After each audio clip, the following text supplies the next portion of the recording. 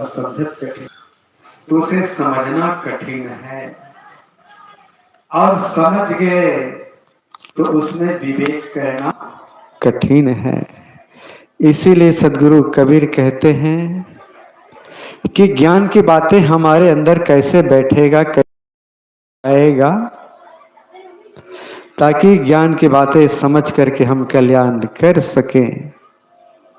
इस भाव को लेकर कहा गया है कि जब तक अंतःकरण की शुद्धि नहीं होगी तब तक उसके अंदर ज्ञान नहीं बैठने वाला है।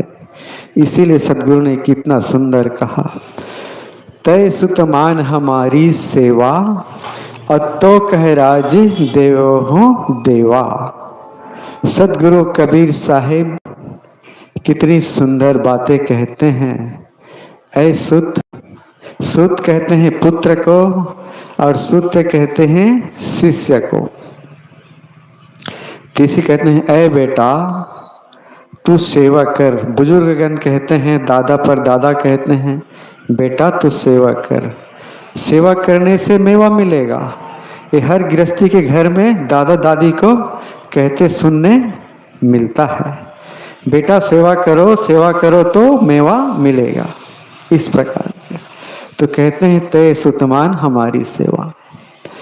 यदि हम विचार की दृष्टि से देखते हैं तो हम सभी सेवक तो हैं, चाहे मोहल्ला के पंच हो, सरपंच हो, चाहे नगर पालिका के आप पार्षद हो, चाहे कोई भी हो,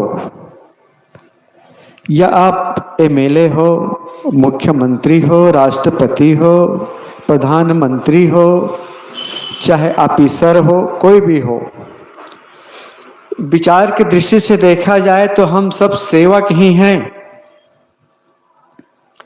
और जो अपने सेवा को ईमानदारी से करता है, लगन से करता है, वही सच्चा सेवक होता है।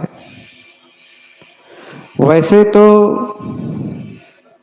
कहते हैं कि सेवा करने वाला का मन होना चाहिए, या मन से उसे चेष्टा करना चाहिए कि मैं सेवा करूं। तो आदमी जहां रहेगा, जिस स्थान में रहेगा, वो सेवा कर सकता है। तन से सेवा होता है, मन से सेवा होता है, वचन से सेवा होता है, धन से सेवा होता है, अनेक प्रकार की सेवा होता है। आदमी यदि रोड में चल रहा है तो भी सेवा होता है, और आदमी चलते हुए को पानी पिला दे, भोजन करा दे, वो भी सेवा है। आदमी सफर करते हुए मान लो एक्सीडेंट हो गया, गिर पड़ा, कुछ भी हो गया, उसे उठा करके पानी पिलाना, अस्पताल पहुंचाना इत्यादि, ये भी सेवा है। कहते हैं कि विदेशों में एक ऐसा नियम बना हुआ है, जैसे आप रोड में चल रहे हैं, कोई गिर गया तो आप उसको मदद नहीं किए, उठाए नहीं, अस्पताल नहीं पहुंचाए। ऐसे तो हर देश का ही कर्तव्य है, परंतु यहाँ पे ऐसा तो नहीं, लेकिन विदेशों में ऐसा कानून बना है। यदि कोई राह चलते गिर पड़ा या एक्सीडेंट हो गया, उसको उठा करके जल पिलाना या अस्पताल पहुंचाना इत्यादि सेवा करना। आदि नहीं करेगा तो उसके राजदंड होगा, ऐसा एक नियम बना हुआ है साहिबंदी। इसी तरह से आदमी तो वहाँ चलो कानून है तो आदमी भय से, डर से सेवा कर लेता है, लेकिन सेवक जो होता है वो भय से नहीं, स्वेच्छा से सेवा करता है। कहते हैं दो विद्यार्थी था, एक तो हैं, और दोनों विद्यार्थी स्कूल में खूब शिक्षा ग्रहण करते थे, और शिक्षा ग्रहण करते करते वो प्राइमरी से, मिडिल से कॉलेज तक चले गए। कॉलेज तक चले गए तो उनके जो मास्टर जन थे, लेक्चरर कॉलेज के, वो दोनों बच्चे से कहने लगे तुम दोनों बच्चे स्कूल में बहुत मेधावी छात्र हो, और बहुत पढ़े लिखे, बहुत होशियार हो, इतना पढ़ लिख रहे हो, इतना पढ़ करके क्या करोगे, इतना पढ़ के क्या करोगे, ये कहने लगे। बोलिए सद्गुरुदेव की जय। ध्यान केंद्रित करें। तो दोनों विद्यार्थी क्या कहते हैं मास्टर से, मास्टर जी हम आश्रम में जाएंगे और संतों का सेवा करेंगे। मास्टर जी ठक रह गया, अरे कैसे बात करता है, विद्या पढ़ते हैं नौकरी करने के लिए, मास्टर वकील बनने के लिए, डॉक्टर बनने के लिए, मिनिस्टर बनने के लिए, देश का सेवा करने के लिए, तो ये कहता है कि आश्रम में जाएंगे और संतों का सेवा करेंगे। उनकी बातों में समझ में नहीं आए।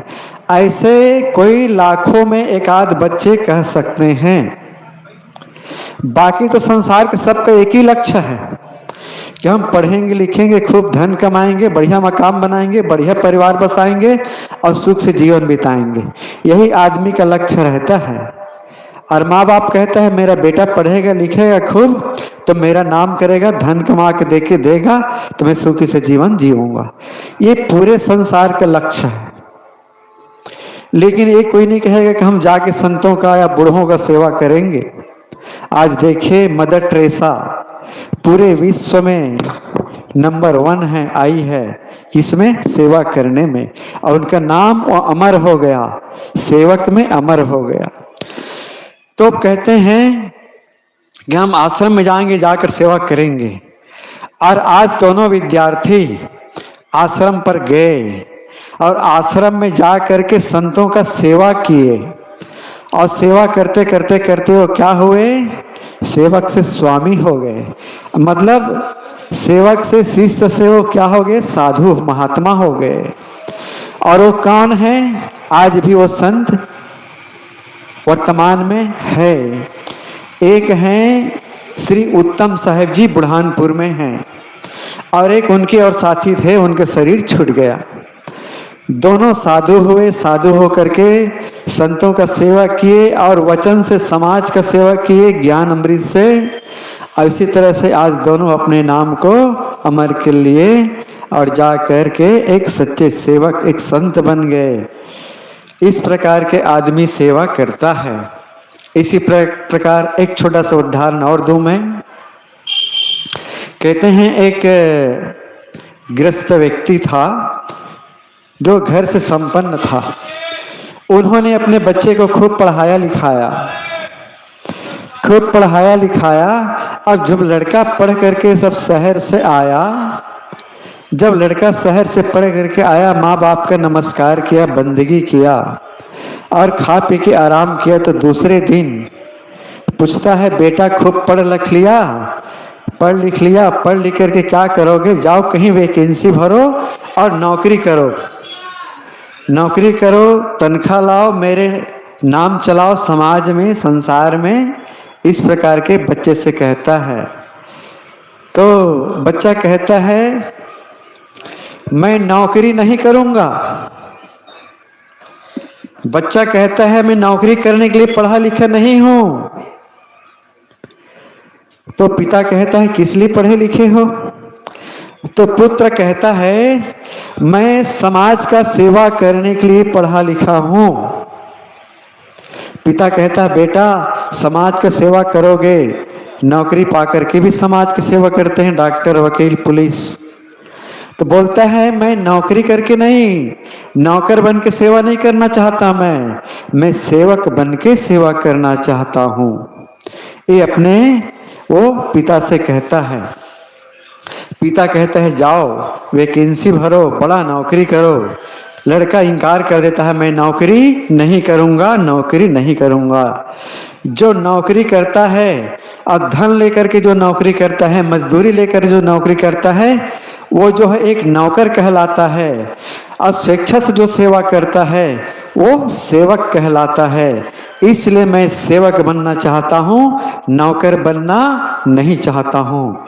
एक कुछ आदमी ऐसे होते हैं, क्या होते हैं, जब वो धन से सेवा करता है, मजदूरी से सेवा करता है।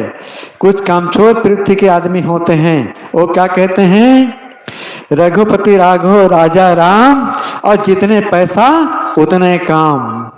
मैं ज्यादा काम करके क्या करूंगा, जितना पैसा दे रहा हूं उतना ही काम करूंगा। ये नौकरों का काम है, कामचोरों का काम है, दिलेरी व्यक्ति का काम नहीं है। तो इसी प्रकार किसान कहता है जा बेटा तू नौकरी कर, पुत्र कहता है मैं नौकरी नहीं करूंगा। तब किसान उनके माता पे जो रहता है वो बोलता है तो दूर हो जा मेरे नौकरी से, इसलिए तेरे को लाखों रुपया भर करके पढ़ाया लिखाया, सेवा करने के लिए फ्री में संसार का, तू निकल गया यहाँ से मेरी नजरों से। ऐसा किया तो लड़का जो है अपने घर से निकल गया और निकल करके अपने गांव छोड़ करके चला गया। चलते चलते जाते जाते एक गांव से दूसरे गांव पार करते करते वो चला गया। आषाढ़ का महीना था। एक गांव में गया, 2 बजे का समय था। किसान हल चला रहा था। लड़का गया थके, बोला लड़के के किसान के पास गया। लड़का बोला बाबूजी नमस्कार नमस्कार, मुझे एक गिलास पानी पिला दीजिए।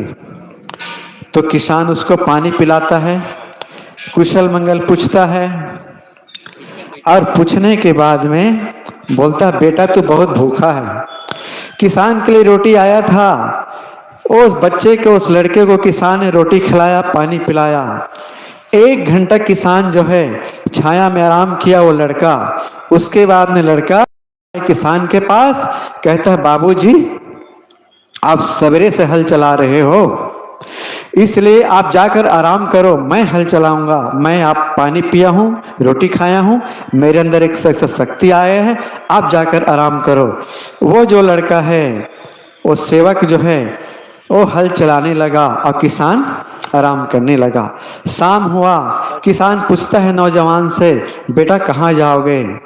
लड़का कहता है जहाँ ठिकाना मिले वहाँ चला जाऊंगा। किसान कहता है चल बेटा मेरे घर। अपने घर उस नवयुवक पढ़े लिखे जवान को ले जाता है।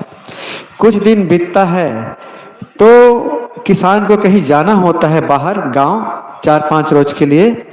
अब उसी वक्त दूसरे दिन राजा का टैक्स पटाने का वहां पर एक तारीख आता है। तो लड़का को कहता है बेटा तू राजा के जा करके टैक्स पटा देना, मैं शहर जा रहा हूँ, थोड़ा देरी से आऊंगा। जिस दिन राजा का टैक्स पटाना था उस दिन सब राजा के दरबार में टैक्स पटाने गया, इसीलिए वो किसान भी गया। किसान का जो सेवक था नौजवान पढ़ा लिखा हो गया। इसी प्रकार किसान के राजा के दरबार में सब टैक्स पटाने के तैयार हुआ। उस किसान का नाम पुकारा गया तो वो लड़का वहां पर गया। बोला अमीर किसान तू ही हो? बोला नहीं, मैं तो उसका सेवक हूँ, मैं वो किसान नहीं हूँ, मैं वो सेवक हूँ। तो राजा का टैक्स मैं पटाने आया हूँ। बोले राजा वो किसान क्यों नहीं आया? बोला किसान ने मेरे को भेजा। तुम कौन हो? मैं उसका सेवक हूँ। जब किसान से जब पैसा लेते हो तो कितना पैसा लेकर सेवा करते हो?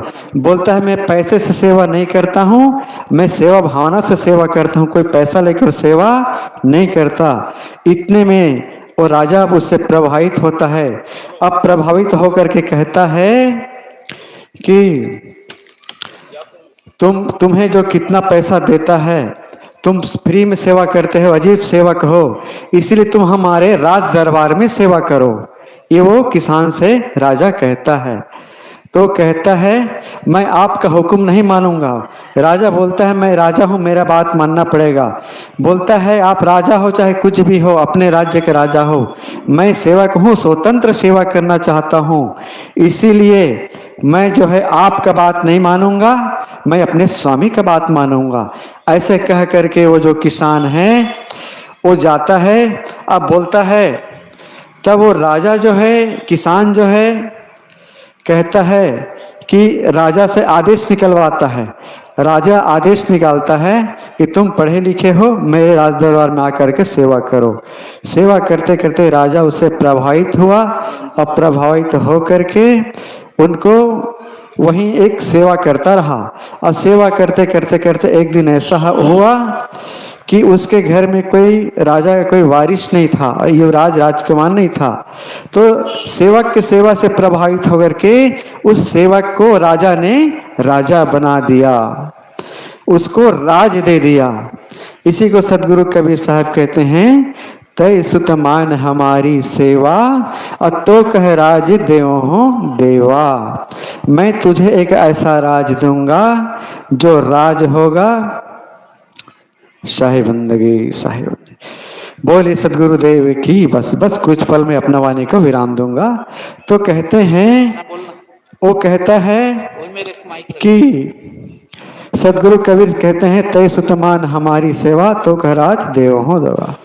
संसार में आदमी राज पाता है, राज पा करके 5 साल के बाद में वो बदल जाता है और कईयों का राज को छीन लिया जाता है। लेकिन सदगुरु कबीर साहब एक ऐसे राज देना चाहते हैं, जो एक ऐसे पद देना चाहते हैं, जिस पद को पा करके, जिस राज को पा करके हमें कोई हमने अपने पद से नहीं गिरा सकता।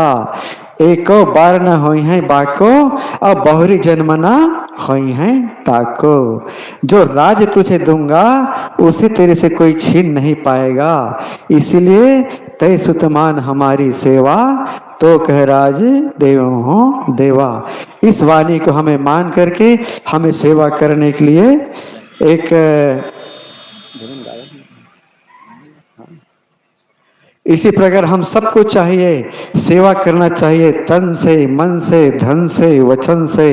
सेवा करने से अंतःकरण की शुद्धि होता है और जब अंतःकरण की शुद्धि होता है तो उसमें सदगुरु कबीर का ज्ञान बैठता है और हम आज अपना कल्याण कर लेते हैं।